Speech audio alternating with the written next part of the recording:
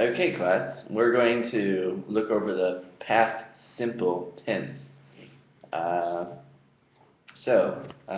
have a couple flashcards here, and we'll go through some of the rules for forming the past simple tense. First, how do you write the past simple tense? Well, it's not so hard. Usually you just add ed at the end of a word. So here we have a word start. What do you think you would do to make this in the past tense? Add ed. That's right.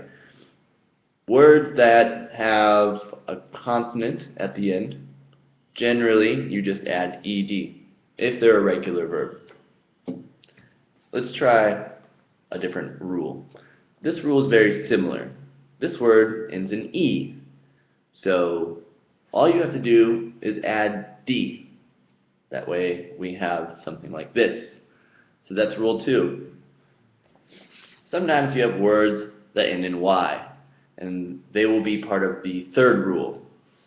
So if you have a word like this that ends in y, first you need to change the I to an I and add ed. Okay.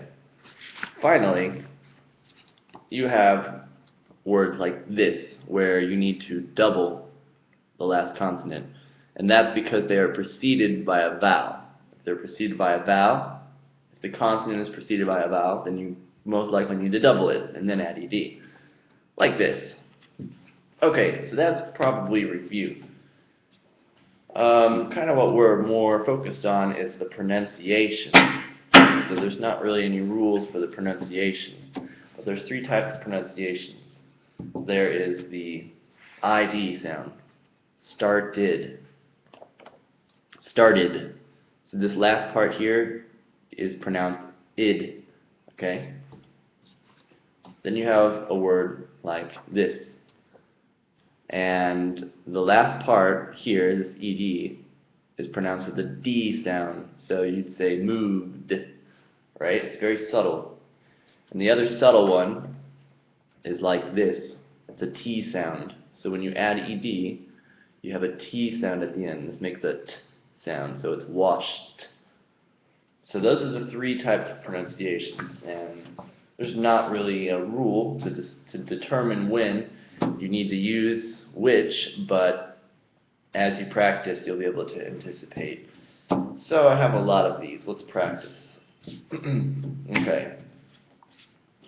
So, in the present, tap. In the past, tapped. So this is a T sound.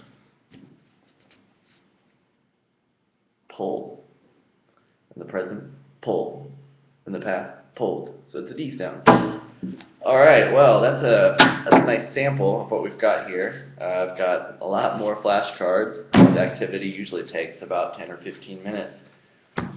Or 20 minutes if they're really beginner. But, you know, in my classes I don't like to do the same thing for too long. So this might be one part of one of my lessons. So I hope you consider me as a teacher. I would like to teach online because the traffic here in Lima, Peru is awful.